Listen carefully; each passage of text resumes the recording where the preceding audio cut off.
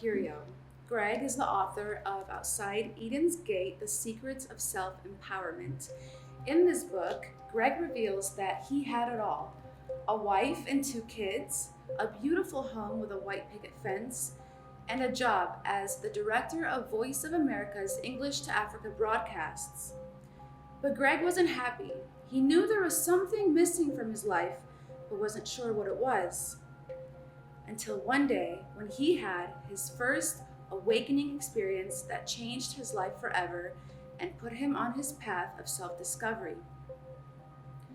The ultimate prize at the end of his search was self-love. Each story Greg talks about in this book comes from his life, and each secret he reveals in this book can help you reach your goals towards achieving self-love a lot faster. Self-love isn't a luxury, it's a necessity. The way you truly feel about yourself affects every relationship you have, whether you like it or not. So, if you want to live your best life, self-love is so important. Hi, Greg. Thank you so much for being here. Oh, it's an honor. It's my pleasure. I loved reading your book, and I've got to say, there's a lot of self-help books out there.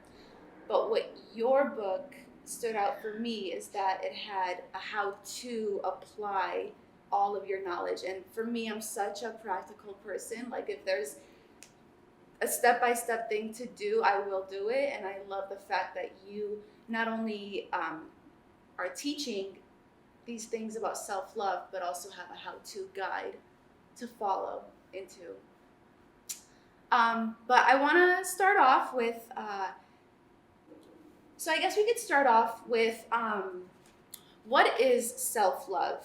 Because I just want to clarify to our viewers who may think that we're talking about the narcissist, the selfish type of self-love. I want to clarify that it's not that. So what is your definition of self-love that you talk about in this book? Yeah, there's a lot of components to it. Yeah.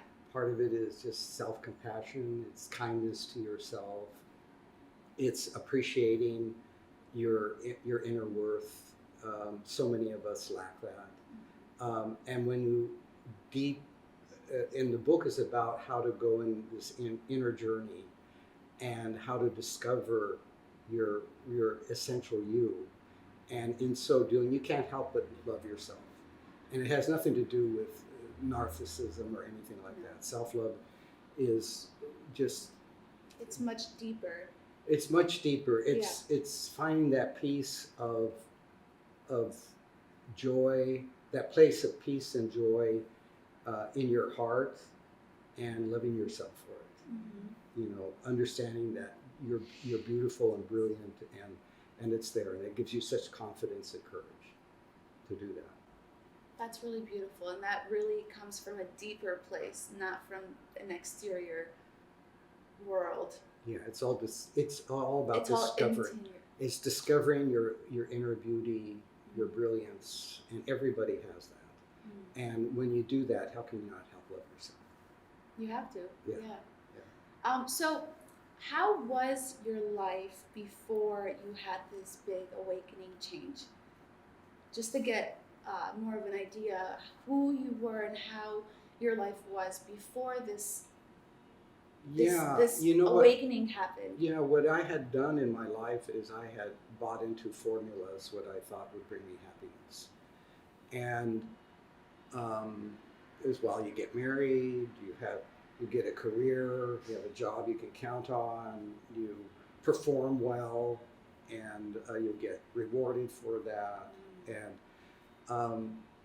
but I was going through all the motions of it, and I wasn't feeling happy.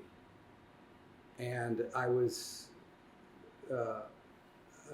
in a marriage, and I let my wife call all the shots about what that was going to be like. And she had the formula, and I went along with it. But over time, I began to resent her for that. And I was very passive. I didn't express my dissatisfaction to her. So I was just living this life and didn't feel like mine. And one day, and you mentioned this in your opening. One day I was living in the Washington D.C. area, and I flew out to California to be with my father, who had been diagnosed with cancer. Mm.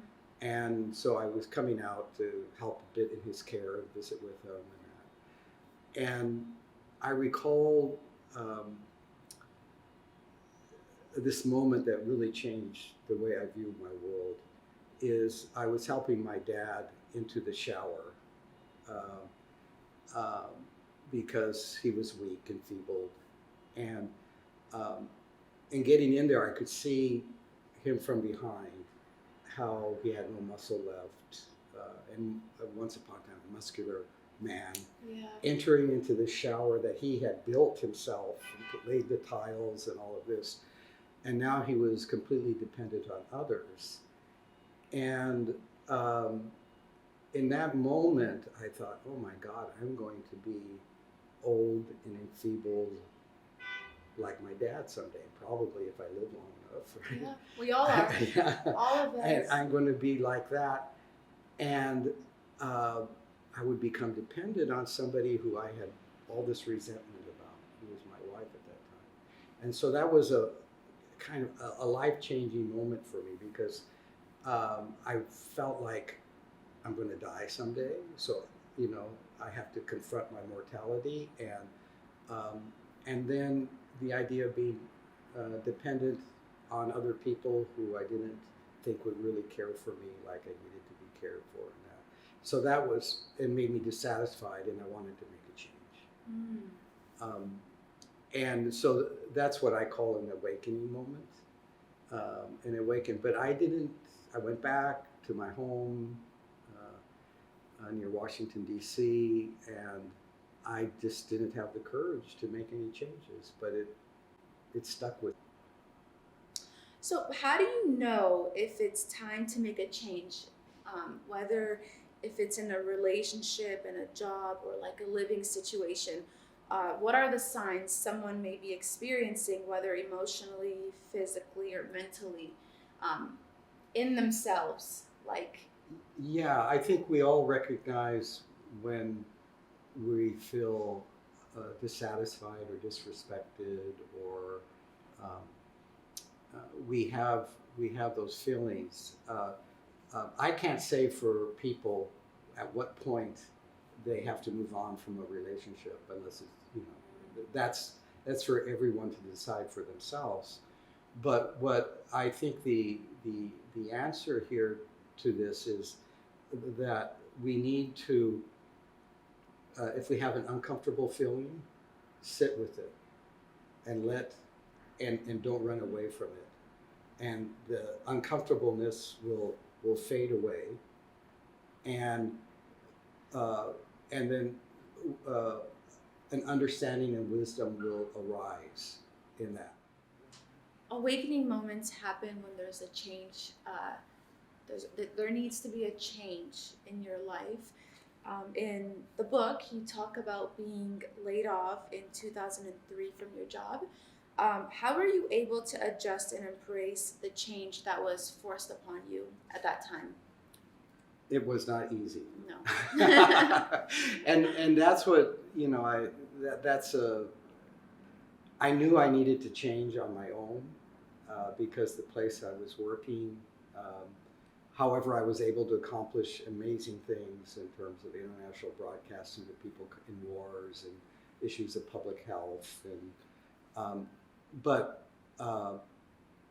I was always afraid to move on from a secure job and all that, and I knew that it was a place that for my innovations, I was often being attacked by other people and things like that, but I clung to it for the security and all of that.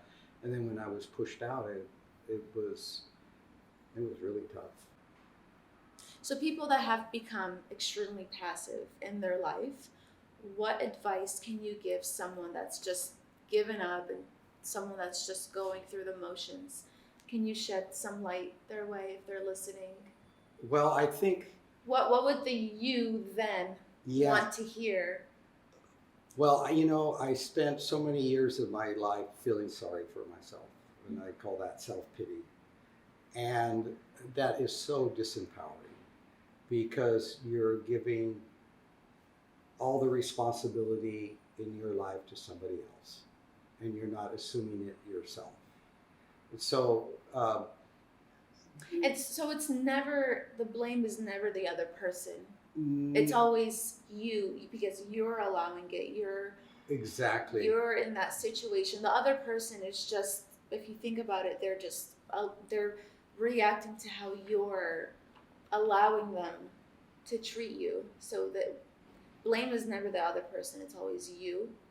Yeah. Well, I don't know the motivation of the other person, but the what the blame does is it blinds you from seeing the arrays of possibilities around you. You know, the being the victim takes away your ability to see the potential in life, and so that. But when you stop to blame and you say, I have to assume responsibility for myself, that I need to be, then you begin to see all these things you couldn't see before. You know, you're focused on this other person. Why is it, when you are in that predicament, why is it so easy though to like put the blame on the other person? Why do we do that? Oh my goodness, that's $1 million question. Yeah. Because I'm just like it's easy, and because it's also, I'm so good, and the other, you know, I'm just so good. The other person's so bad, and I think it's a little bit of that. You know, that I'm such a good person. So, what are some exercises that can help a self-pity, victim-minded individual that they can do? Okay, so one of the things, recalling from in the self-empowerment GPS, is that I recommend is that, so for each secret in the book, and there are 36 of them, there are exercises to follow, one a week for each secret. So you do a secret one a week with a series of exercises, and in one of them, there's an exercise about self-pity and blaming. And it's okay, write down during this week, all the times, or in the last few days, all the times that you've blamed other people for something that's happened to you. Blame it? Yeah. Okay. And then you do that. And then another part of the exercise is after you've done that for a week or so. Okay, what actions are you going to take to change and make the situation that you want, that you've been blaming people for? What are the actions you can take? So it's very practical kind of way like that, to get you to get us all to become conscious and aware, of what we're doing and our responsibility for making our lives more self-fulfilled. I love that. It's all about being aware of your thoughts, and awareness brings change. So that's amazing. What are some false beliefs that we need to let go of in order to have self-love? One of the greatest is that I'm not lovable. That I don't. And when people make you think that you're not lovable, isn't that a sign that they want control over you or something? Exactly. Yeah. Exactly. But I'm not going to blame them. I'm going to move forward. Yeah. I know. That's another step. But let me. It's their fault. but let me explain a couple things. Is when I was growing up, I remember learning again about original sin. I was raised a Catholic, and we learned about original sin. We were born into this world with a sin. I remember as a kid thinking, I'm not sin. I don't feel sinful. I don't feel bad. But it keeps driving this. And then in my first communion catechism that I read some years ago, again now just in passing, and it said that that I'm a sinner, and that in order for me to get close to God, I have to go through the intercession of the priest. And, as an adult reading that, I felt spiritually abused.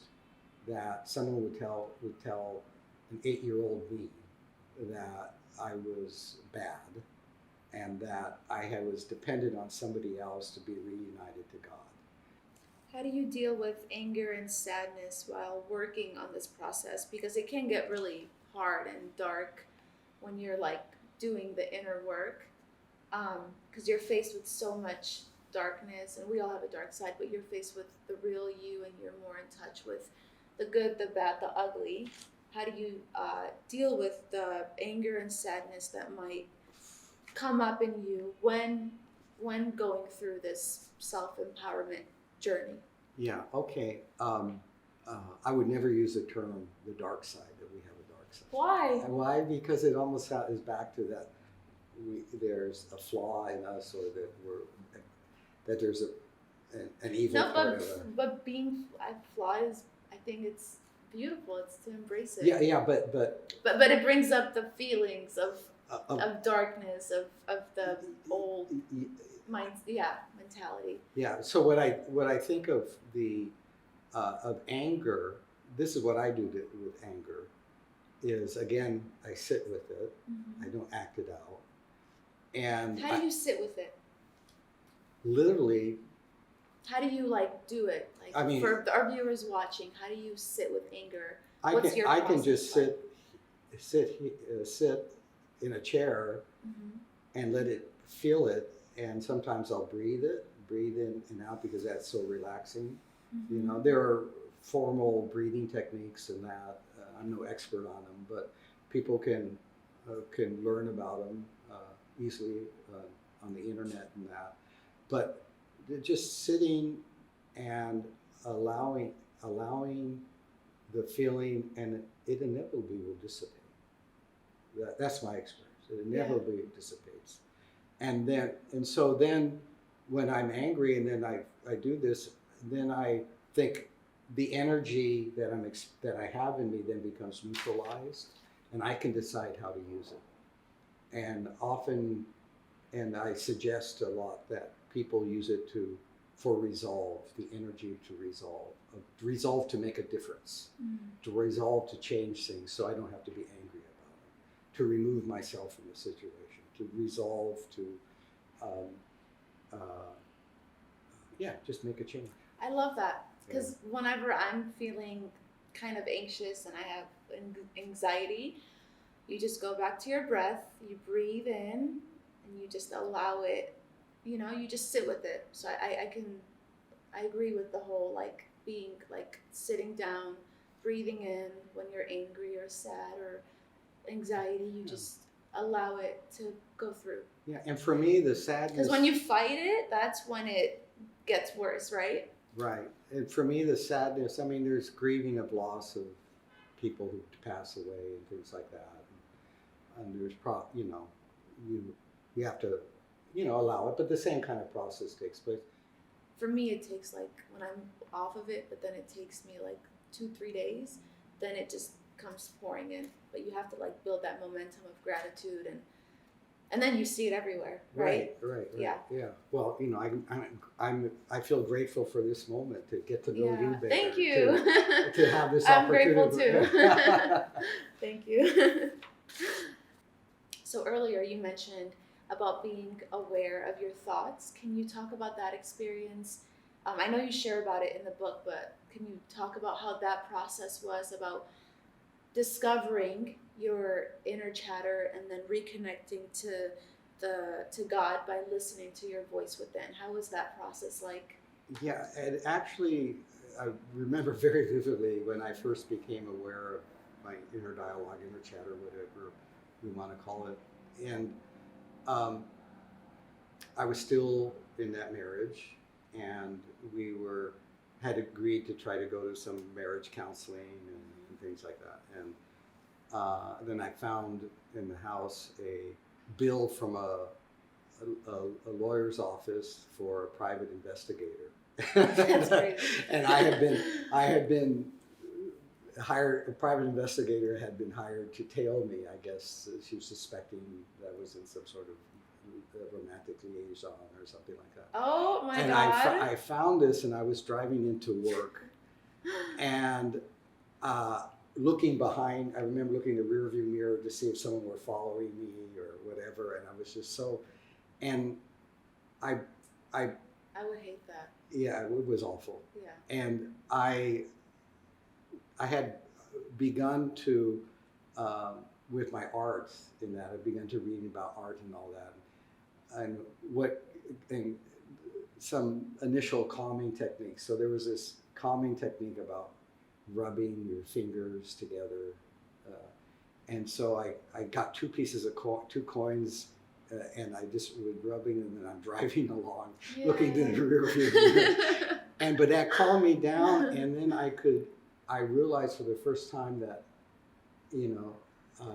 I had this inner dialogue going in where I'm talking to my wife, and running through the conversations with her all Yeah. by myself, in conversation with her, and I began to realize I do that a lot. I'm always trying to convince people of things and all of that, and that's part of my It's the self-doubt. narrative that we all have, Oh, okay. right? I'm not sure how everybody says. We don't talk about it much. No, because Yeah. it's really like. But mine is, I'm always talking to people, explaining things, explaining myself. We could go into how I develop that. Yeah, I think we all have it. Yeah. Everyone has it, actually. But I'm in communication, so I thought, oh, that's why I'm in communication, because I'm always explaining. Talking. and so I became aware of it, and that's when I didn't know, well, what is that all about? Am I crazy? Mm-hmm. Am I? If it were out loud, would people think that I'm neurotic or something? Right. But I didn't know what to do with it. And then again, by reading Pima Chodron in one of her books, this was a few years later, and she's writing about the inner talk, about the importance of being, she said, nailed to the spot is what she would, that you can't escape from, you want to escape, but you can't anymore, and then you have to deal with your situation.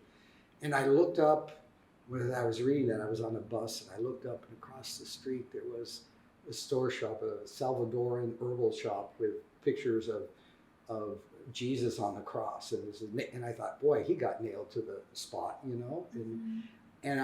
and I began to realize the value of understanding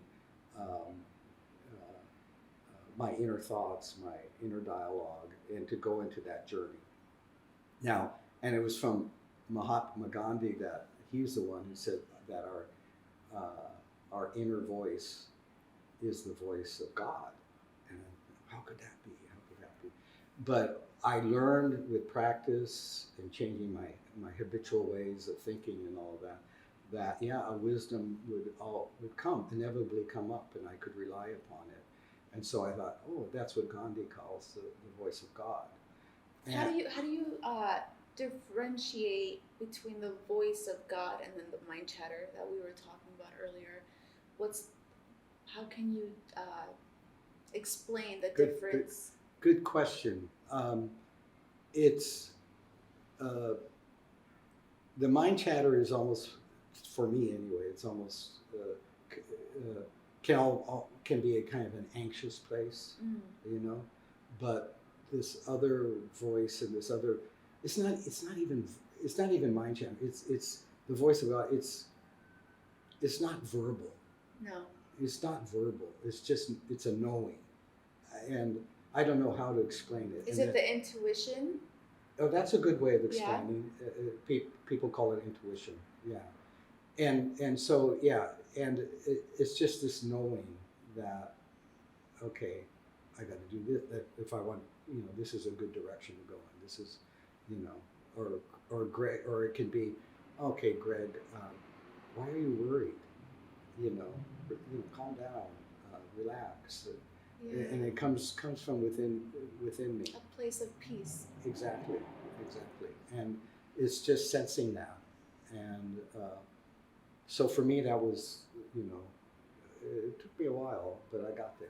And Yeah. so that again is to share with others my process, so maybe that will speed them on their own journey to self-love. And the whole idea of God, I mean, I feel this connection to what? I don't know how, it's beyond my ability to explain. But a lot of people call God, universe, source, whatever. And yeah, but you recognize that there's something vaster than me out there. And when you're in touch, the more work you do with the exercises, the more in touch you are with yourself, and you become more reconnected That's to right. that inner voice. And unlike what I was taught when I was a kid, that I had to go outside of me through somebody else to reach that, I can find it within me. So speaking of religion, you mentioned in the book about being upset by the spiritual guidance that was conveyed to you when you were just a kid, as we all were. How would you have rather liked to receive the message instead? My goodness, I think... Because it was so like, do this or you're, being punished. How would you have much rather received it as a kid? I think the message should be to kids how lovable they are and how precious they are. Just like a loving parent, a good loving parent would express that to the kids. Religion should reinforce that too, so that one's self-esteem is validated, and then if their discipline has to be happening, those are things that happen to go along with it. But essentially, the way that I, in my own personal exercises, when I feel the need to tell the little Greg in me how loving he is and how I'm going to take care of him and not to worry and all of that needs to be conveyed, rather than there's a flaw.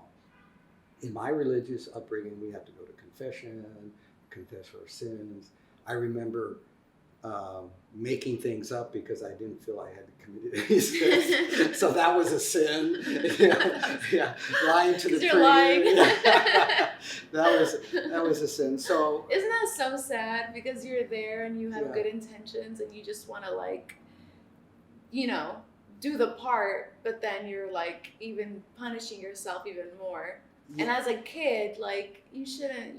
It's just crazy how the whole belief system is set up. But yeah, we can do a better job. Yeah, we can do a better job, and because it enforces so much fear. Yeah, absolutely. And fear is used oftentimes for control. In politics, religion, and relationships, and that. And I've, as a journalist in my journalistic career, and that covered the Rwandan genocide,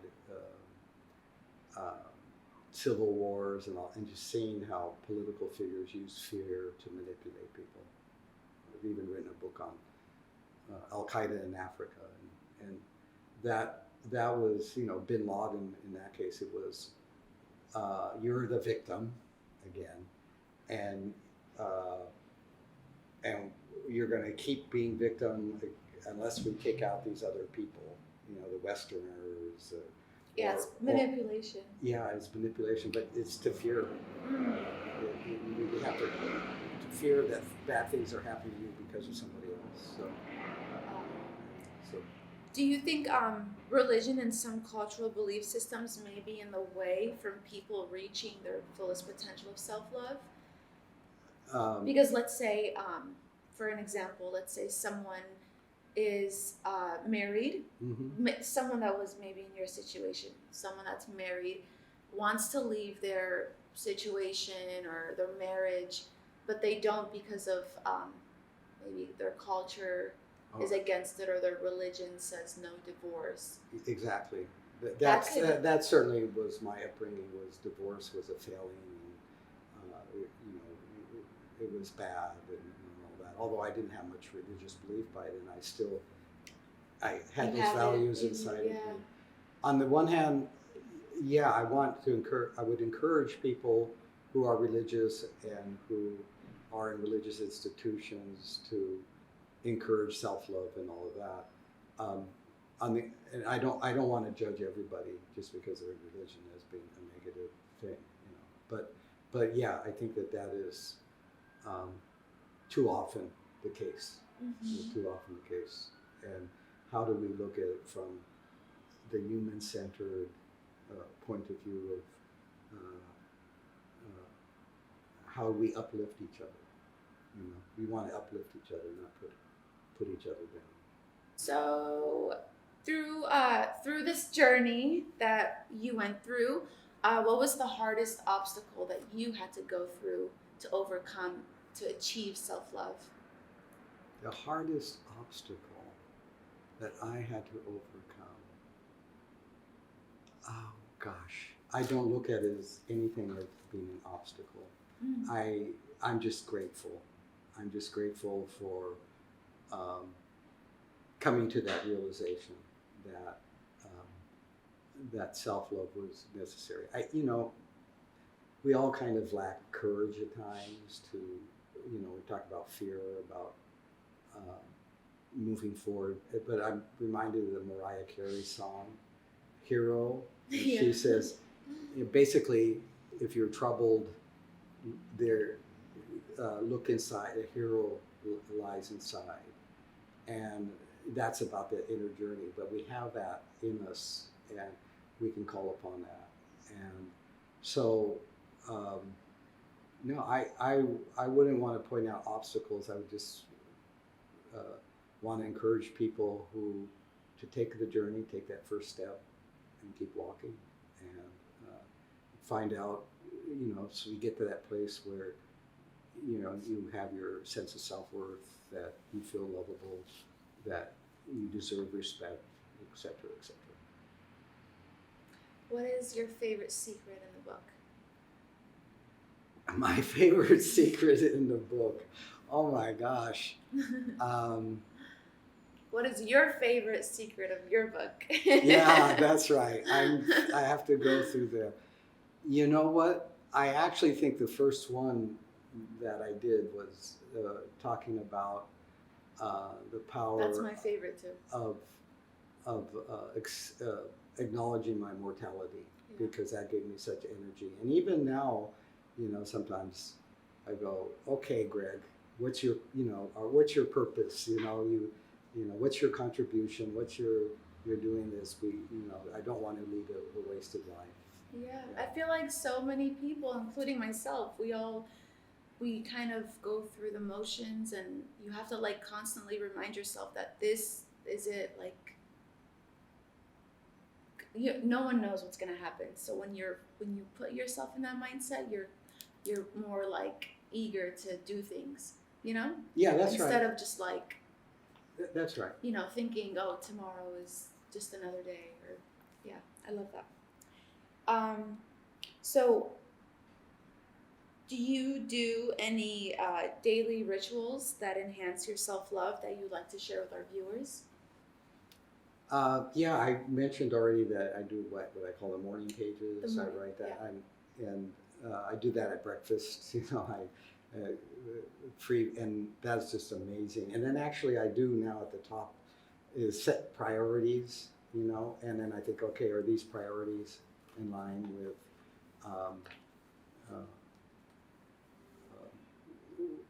with how I want to see this world and my contribution to it and all that. So I do that too. I do yoga quite a bit. I love yoga. Yeah, and then and then I take care of myself physically. A lot of exercise and that, because that's self-love too. Mm-hmm. Making sure I eat well and so everything becomes okay. Take care of Greg. Yeah, you have to. No one's gonna take care of you. You have to do it yourself. And I say that, and that's not selfish. No. Because a lot of the work I do is about countries in war and trying to find peaceful solutions, or public health issues, and so I feel really engaged with other people and want to keep trying to make a difference. No, I agree. You have to take care of yourself. You can't give what you don't have, so Yeah. you have to Yeah. put yourself. And if we're fortunate enough to live a long life, we want to be able to be as active as possible. Mm-hmm. Well, thank you so much. This was fun. Is there anything you'd like to say, or any questions that I left out that you'd like to? Anything that you had in mind that you'd wanna? I think this was amazing. I'm just so happy to be able to talk about this and answer your questions. Thank you. And I hope your viewers gain something out of it. That would really make me feel good. Thank you. And where can people find your book? Okay, it's you can buy it in Amazon.com, or you can go to my artist website is gregpirio.com, and then there are links to purchase the book through Amazon. And a lot more on the website that people can take advantage of. Thank you. Okay, thank you. I just want to say thank you for watching, and if you didn't get anything, if you just got this one thing, I would say that everyone deserves self-love, and it's your responsibility to get you there. No one can do it for you. You have to do the work. You have to get yourself there. So get to working.